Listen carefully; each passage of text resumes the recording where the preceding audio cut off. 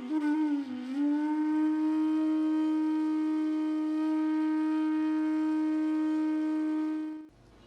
મહારાજનું મોટામાં મોટું ઘરેણું હોય તો આપણી કંઠી છે. પુષ્ટિ મહારાજનું મોટામાં મોટું ઘરેણું હોય, ભલે આપણે 5 કિલોનો સોનાનો હાર પહેરીને પ્રસંગોમાં આગળ લટકાવીને જતા હોય, પણ એનું કોઈ મૂલ્ય નથી. પણ કંઠી છે ને એ અમૂલ્ય વસ્તુ છે. ઘણા વૈષ્ણવ થઈને પણ આપણે કંઠી નથી પહેરતા, તિલક નથી લગાડતા, ચરણામૃત નથી લેતા. ખરેખર આપણા દુર્ભાગ્ય છે. વૈષ્ણવ થઈને પણ જો આપણું ઘરેણું ધારણ ન કરતા હોઈએ તો આપણા માટે દુર્ભાગ્યની વાત છે. પણ જે આ કંઠી ચરણામૃત છે ને એ અમૂલ્ય છે, આનું કોઈ મૂલ્ય ન ગણી શકે. કંઠીના, તિલકના, ચરણામૃતના આપણા પુષ્ટિ માર્ગો વૈષ્ણવોમાં હાલમાં એટલા પ્રસંગો છે, એટલા દાખલાઓ છે. હું તમને એક નાનો એક મુંબઈનો દાખલો કહું કે એક વૈષ્ણવ હતા, મેનેજર હતા ઓફિસમાં, વૈષ્ણવ હતા, ઠાકોરજીની સેવા કરે, બધું કરે પ્રેમથી. ઠાકોરજી ઘરે બિરાજે, બ્રહ્મસંબંધી જીવ આપણા સેવક જ છે. હવે એ વૈષ્ણવને બધી સારી ટેવ, પણ એક કુટેવ હતી. કઈ? સિગરેટ પીવાની. એક કુટેવ હતી એની, સિગરેટ પીવાની. એ પણ બહુ કંટાળ્યો હતો. બાવાશ્રી પાસે ગયો, વિનંતી કરી કે કૃપાના હું ઠાકોરજીની સેવા કરું છું, બધું કરું છું, હું કમાઉં છું, બધું કરું છું, અને ઠાકોરજીમાં પણ દેવી દ્રવ્ય વિનિયોગ કરું છું, દાન પુણ્ય પણ કરું છું, બધું કરું છું. પણ આ મને પોતાને ખબર છે કે મારી આ કુટેવ છે સિગરેટ પીવાની, એ છૂટતી નથી. એટલે બાવાશ્રીએ ખાલી એક જ આજ્ઞા કરી એમને કે કામ કર, તું ગમે ત્યાં જા ને, તિલક લગાવીને જાજે કપાળ ઉપર, માથામાં તિલક લગાવીને જાજે. આપણું પુષ્ટિ માર્ગીય તિલક છે ને, ઉર્ધ્વપુંડ તિલક, એ લગાવીને જાજે. એટલે ઓલા વૈષ્ણવે વિનંતી કરી કે કપાળે આ તિલક લગાવવાથી શું ફાયદો, એનાથી થોડીક મારી સિગરેટ છૂટશે. એટલે ગુરુ આજ્ઞા કરે ને એ માની લેવાનું હોય. પછી આપણે દોઢ-2 ન થવાય કે આનાથી શું ફરક પડશે. એટલે બાવાશ્રી એમ કીધું કે તું જોતો ખરા, ખાલી હું જેટલું કહું છું એટલું કર. એટલે બીજે દિવસે ઠાકોરજીની સેવા પહોંચી અને તિલક લગાવી અને તો નીકળી ગયો ઘરની બહાર. જેવો ઘરની બહાર નીકળ્યો, ગાડીમાં નીકળ્યો, એની સાથે જે બધા હતા એના સાથીદાર બધા, ઈ બેઠા સાથે ગાડીમાં. અને ત્યાં જો માવો હોય કે ફાકી હોય કે સિગરેટ હોય કે દારૂ હોય, જેને આનો સ્વાદ લીધો હોય, વ્યસન હોય ને, એને 15 મિનિટે કે 20 મિનિટે કે અડધી કલાકે એની ઈચ્છા થાય લેવાની. એટલે ભાઈની ઈચ્છા થઈ સિગરેટ પીવાની, તાને સિગરેટ બહાર કાઢી હજી તો સરગામાં જતો હતો ને, તાની ભેગા હતા ને, એ કીધું અરે તમે આ તિલક વૈષ્ણવ થઈ તિલક લગાવીને સિગરેટ પીવો છો, તમને આ શોભે? એટલે બારીમાંથી ઘા કરી દીધી, આવું નથી.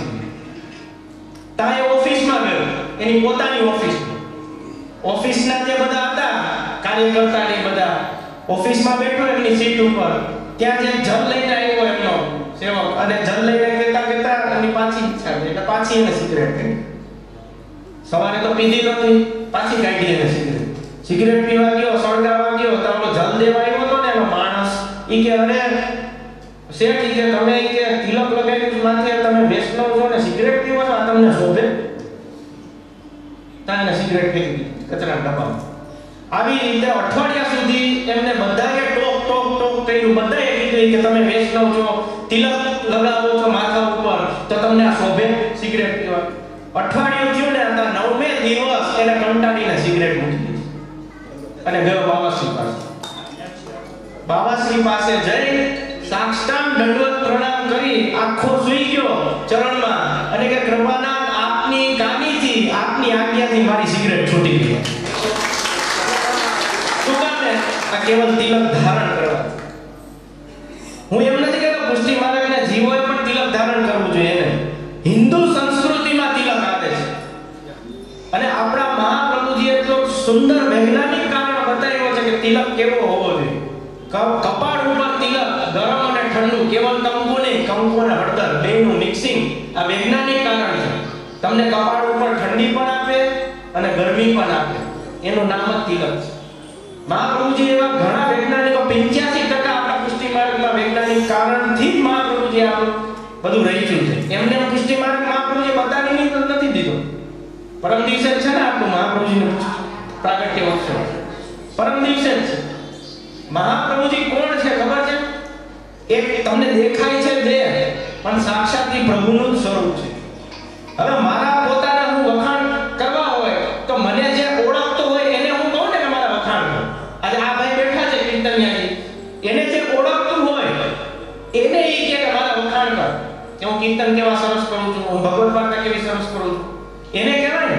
એટલે ઠાકોરજી એમ વિચાર્યું આપણા પૂર્ણ પુરુષોત્તમ કૃષ્ણચંદ્રએ કે મારા પોતાના વખાણ હું કોણ છું એ પૃથ્વી ઉપર બતાવવું છે, તો મને જે ઓળખતું હોય ને એને જ હું કહી શકું. તો મહાપ્રભુજીના ભૂતલ ઉપર મોકલા અને એમને જ આજ્ઞા કરી કે કૃષ્ણ કોણ છે એ તમે બતાવો. અને મહાપ્રભુજી જે કૃષ્ણને ઓળખી શકે, હું કે તમે ન ઓળખી શકો.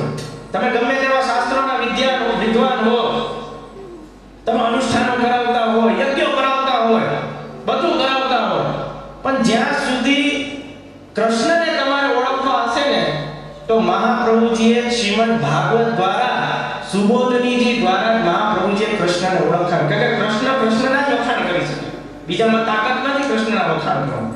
આ કીર્તન તમે સાંભળો છો, કીર્તનિયાની કીર્તન કરે એ શું છે? ઠાકોરજીના એક જાતના વખાણ જ છે. અને હું આ ભાઈના વખાણ કરું તો કેટલા ફૂલાઈ જાય. આમ ગમે તેના વખાણ આપણે કરીએ તો એ કેવો ફૂલાઈને મસ્ત થઈ જાય. ઓ વખાણ કર્યા. અને વખાણ ચાલુ હોય તમારા તો તમે ઊભા થઈ વળ્યા જાવ.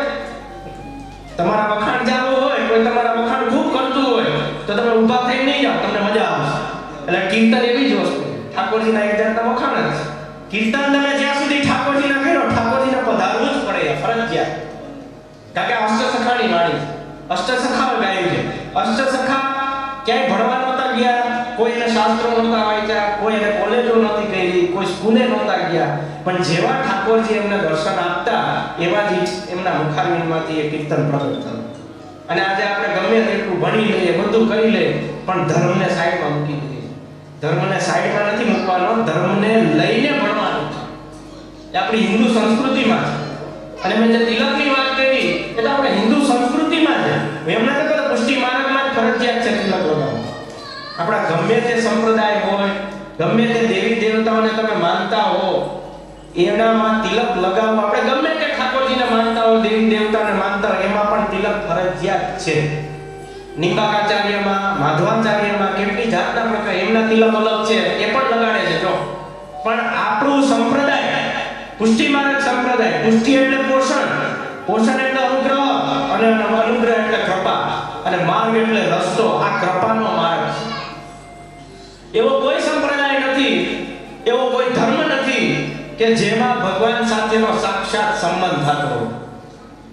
હું કોઈ ધર્મની કે કોઈ સંપ્રદાયની ટીકા કરવા નથી આવ્યો અહીંયા, પણ મહાપ્રભુજીએ જે કહ્યું છે એવું ભૂતોનો ભવિષ્ય કોઈએ એવું કહ્યું નથી કે જેનો ભગવાન સાથેનો સાક્ષાત સંબંધ કરે છે. એટલે આપણે કહીએ છીએ બ્રહ્મ સંબંધ. કૃષ્ણ સંબંધ નથી કહેતા, આપણે શું કહીએ છીએ? બ્રહ્મ સંબંધ કહીએ છીએ. કૃષ્ણ સંબંધ નથી વાપરો મહાપ્રભુજીએ શબ્દ, બ્રહ્મ સંબંધ વાપરો. આ 14 ભુવનનો નાદ છે. આપણામાં 14 ભુવન છે, એક બ્રહ્માંડ નથી, એમાં 14 બ્રહ્માંડ છે. તમે શાસ્ત્રો વાંચો, ગર્ગ સંહિતા વાંચો, એમાં તો મહાપ્રભુજીએ ચોખ્ખું લખ્યું છે કે આ કૃષ્ણ કોણ છે. આજે ઘણા શાસ્ત્રીજીઓ કે બધા ભાગવત સપ્તાહ વાંચે છે, બધા એમ કહે છે વ્યાસપીઠ ઉપરથી કે આપણા કૃષ્ણ 5500 વર્ષ પહેલાના કૃષ્ણ છે. આપણા કૃષ્ણ 5500 વર્ષ પહેલાના છે જ નહીં. એ કૃષ્ણ કોણ છે? એ કલયુગનો કૃષ્ણ છે.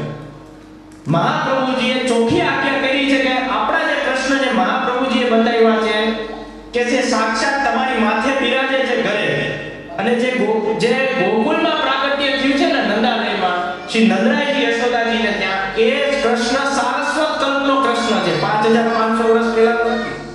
હવે સારસ્વત કલ્પ કેટલા વર્ષો વીતી ગયા, આ કેટલા તો યુગોના યુગો વીતી ગયા. એ પહેલાનો કૃષ્ણ આપણો મહાપ્રભુજી બતાવે કે પૂર્ણ પુરુષોત્તમ જે ગૌલોકમાં 4 સ્વામીજી સહિત બિરાજે છે ને, એ આપણો કૃષ્ણ છે. કે દેવોનો ઉદ્ધાર, દેવી જીવોનો ઉદ્ધાર કરે છે, એ આપણો કૃષ્ણ. ખાલી એક ટૂંકમાં તમને સારસ્વત કલ્પના આંકડા કહી દઉં જે મહાપ્રભુજીએ બતાવ્યા છે.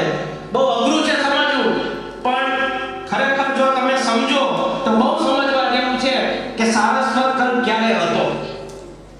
સારસ આપણે જે કૃષ્ણ કૃષ્ણ કરીએ છીએ ને, કૃષ્ણ આ 5,500 વર્ષ પહેલાનો કૃષ્ણ, એ કૃષ્ણ આ કલયુગનો કૃષ્ણ, જે મહાપ્રભુજીએ જે કૃષ્ણ બતાવ્યો છે ને, જેને વ્રજભૂમિમાં, વ્રજમાં, જતિપુરામાં, ગોકુળમાં જે લીલાઓ કરી છે ને ઠાકોરજીએ, એ કૃષ્ણ કોણ છે એ તમને હું બતાવું છું આંકડા સહિત. મહાપ્રભુજી આંકડા સહિત બતાવ્યો કે આપણામાં 4 યુગ છે: સતયુગ, દ્વાપર, ત્રેતા અને કલયુગ. આ 4 યુગ છે ને, બધાને ખ્યાલ હશે. આ 4 યુગ પૂરા થાય ને એટલે એક મહાયુગ થાય. કેટલા? એક મહાયુગ થાય. એવા 71 મહાયુગ પૂરા થાય ને એટલે એક મન્વંતર થાય. એવા 71 મહાયુગ પૂરા થાય એટલે એક મન્વંતર પૂરું થાય. આપણામાં 14 મનુ છે. કેટલા? 14 મન્વંતર. હવે એ 14 મન્વંતર પૂરા થાય ને એટલે બ્રહ્માજીનો અડધો દિવસ થાય. ખાલી કેટલો? બ્રહ્માજીનો અડધો દિવસ થાય. 4,29 કરોડ 4,80,000 વર્ષ એક મનુષ્યના થાય ને એટલે બ્રહ્માજીના 12 કલાક થાય. લખી લેજો, કેલ્ક્યુલેટરમાં નહીં આવે, આ કેવલ મહાપ્રભુજી કહી શકે. 4,29 કરોડ 4,80,000 વર્ષ એક મનુષ્ય ભૂમિ ઉપર જીવે ને એટલે બ્રહ્માજીના 12 કલાક થાય. અને પાછા 4,29 કરોડ 4,80,000 વર્ષ બીજા મનુષ્યના થાય ને એટલે બ્રહ્માજીનો એક દિવસ થાય. ખાલી એક જ દિવસ. હવે હું તમને સમજાવું કે બ્રહ્માજી અત્યારે 52 વર્ષના છે. કેટલા?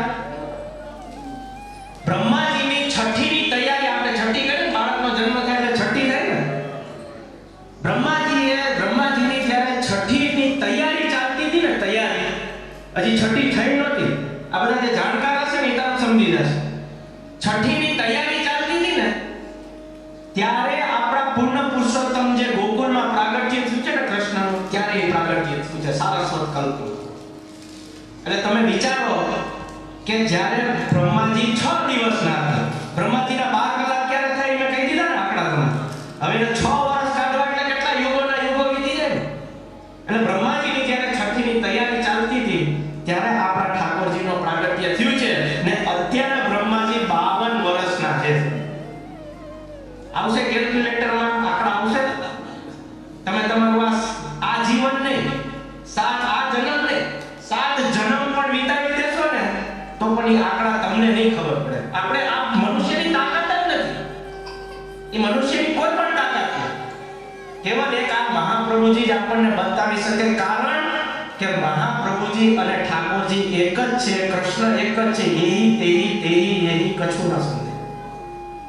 મહાપ્રભુજી કયો કે કૃષ્ણ કયો, કૃષ્ણ કયો કે મહાપ્રભુજી એક જ છે. મેં પહેલા તમને સમજાવી દીધું કે મારા પોતાના વખાણ કરવા હોય તો મને જે ઓળખતો હોય ને એને હું જવા દઉં કે તું મારા વખાણ કર, કારણ કે ઈ જ કરી શકે. બીજાને ખબર નહીં હું વખાણ કરું. એટલા માટે ઠાકોરજીએ પોતાની લીલા, વખાણ એટલે કે લીલા, ઠાકોરજીએ પોતાની લીલા પ્રગટ કરવી હતી આ ભૂતલ ઉપર. ઠાકોરજી જ્યારે આ ભૂતલ ઉપરથી એની નિસ્વાર્થ લીલા છોડીને પધાર્યા ને અહીંયાથી, ત્યારે આ બધી લીલાઓ જે વ્રજમાં કરી ને બધી ગુપ્ત થઈ ગઈ હતી, કોઈને ખબર નહોતી. મહાપ્રભુજી જ્યારે પધાર્યા ને ત્યારે એમણે 3 વખત પૃથ્વી પરિક્રમા કરી અને આપણને સમજાવ્યું કે કૃષ્ણ કોણ છે, કૃષ્ણની લીલાઓ શું છે. ઘણા ભગવાનમાં ભેદો કરે છે. આપણા પુષ્ટિ માર્ગના વૈષ્ણવ ભેદ કરે છે પહેલા કે મારે ત્યાં તો ઠાકોર સ્વરૂપ ગોરધનનાથજી બિરાજે, તમારે ત્યાં લાલાનું સ્વરૂપ બિરાજે તો ગોરધનનાથજી મોટા ને, મદન મોહનલાલજીનું સ્વરૂપ બિરાજે તો મદન મોહનલાલજી નાના ને. હવે હાવ લાલનનું સ્વરૂપ કે જેને ત્યાં ચિત્રજીની સેવા બિરાજે ઈ પોતે એમ કહે છે કે મારી બાજુમાં તો વૈષ્ણવને ગોરધનનાથજીનું ઠાકોર સ્વરૂપ બિરાજે, મારે તો ખાલી ચિત્રજીની સેવા. વૈષ્ણવ તમને એક વાત કહી દઉં તમને કે શ્રીનાથજીમાં બિરાજતા ગોરધનનાથજી, ગોસ્વામી પાદકો માથે બિરાજતા નિધિ સ્વરૂપો, તમારી ઘરે બિરાજતા, તમારી માથે બિરાજતા ઠાકોરજી જે પણ સ્વરૂપો, ચિત્રજી હોય કે લાલન હોય કે ગમે તે, અને કોકની ઘરે સગવડ ન હોય ને મંદિર બનાવવાની અને ઝાપીમાં સેવા કરતો હોય ને ઝાપીજીમાં, આ ચારેય સ્વરૂપમાં છે ને લેશ માત્રમાં પણ ભેદ નથી નથી અને નથી.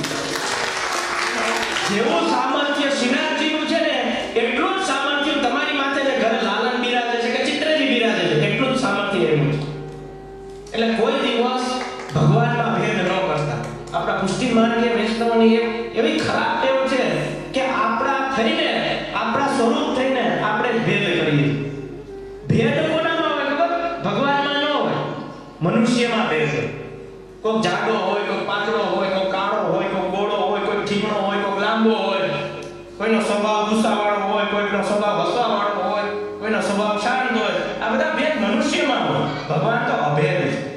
ભગવાનમાં કોઈ ભેદ ન હોય. ભગવાનનો અર્થ ખબર છે તમને? ભગવાન એટલે શું?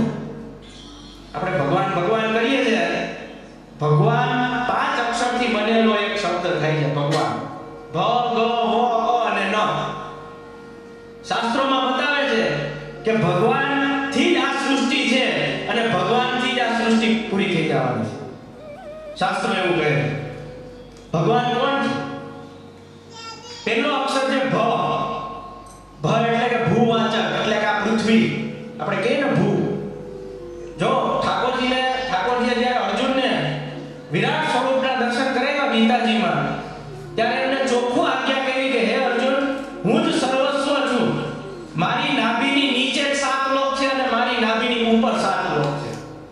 ભગવાન ચોખ્ખી ગીતાજીમાં આજ્ઞા કરે છે કે મારી નાભી છે. જ્યારે વિરાટ સ્વરૂપના દર્શન આપે છે ભગવાન અર્જુન, ત્યારે ભગવાન પોતે આજ્ઞા કરે છે. આપણા ભાગવતજીમાં પણ આવે છે. એના નામ પણ છે. નાભીની નીચે જે 7 લોક છે અને નાભીની જે ઉપર 7 લોક છે એના નામ પણ છે. તલ, અતલ, વિતલ, સુતલ, તલાતલ, રસાતલ, મહાતલ અને પછી પાતાલ. આ નાભીના નીચેના 7 લોક છે. આપણે કહીએ કે આની નીચે પાતાલ છે, આની નીચે પાતાલ નથી. તલ, અતલ, વિતલ, સુતલ, તલાતલ, રસાતલ, મહાતલ અને પછી પાતાલ છે. આ નાભીના 7 લોક નીચે છે ઠાકોરજી, અને 7 લોક ઉપર છે. ભૂ, ભુવ, સ્વ, મ, જન, તપ, સત્ય અને પછી આવે આપણું ગૌલોક. જેમ વાત કરી ને કે ઠાકોરજી, આપણા જે ઠાકોરજી કૃષ્ણચંદ્ર પૂર્ણ પુરુષોત્તમ બિરાજે છે એ ગૌલોકમાં બિરાજે છે. જ્યાં સુધી પહોંચવું બહુ મુશ્કેલ છે. એટલા માટે ભૂ, ભુવ, મ, સ્વ, જન, તપ અને પછી આવે સત્યલોક અને પછી એની ઉપર આવે આપણું ગૌલોક, જે આપણા મહાપ્રભુજી બતાવી. એટલે પેલું આવે ભ. ભગવાનમાં પહેલો અક્ષર છે ભ. ભ એટલે કોણ? ભૂવાચક, એટલે કે આ પૃથ્વી, આ ભૂમિ. બીજો અક્ષર આવે ગ. ગ એટલે ગગનવાચક, એટલે કે આકાશ. ત્રીજો અક્ષર છે વ. વ એટલે વાયુ. વાયુ એટલે પવન, આપણે જોઈએ છીએ. વ પાછળ જે દંડો લાગે છે એ અગ્નિવાચક છે. અને ન એટલે કે નીરવાચક, એટલે નદી, સમુદ્ર, જલ. આ પાંચે તત્વો મળી ભગવાનનો એક શબ્દ થાય છે અને પાંચેય સૃષ્ટિ આમાં સમાવી છે. કેટલા અક્ષરમાં? કેવળ 5 અક્ષર. આ ભગવાનનો અર્થ થાય છે. આપણે ભગવાન ભગવાન કરીએ છીએ પણ ભગવાનનો અર્થ નથી સમજતા કે ભગવાન કોણ છે. આ પાંચેય તત્વો મળીને ભગવાનનો એક શબ્દ થાય છે જેને આપણે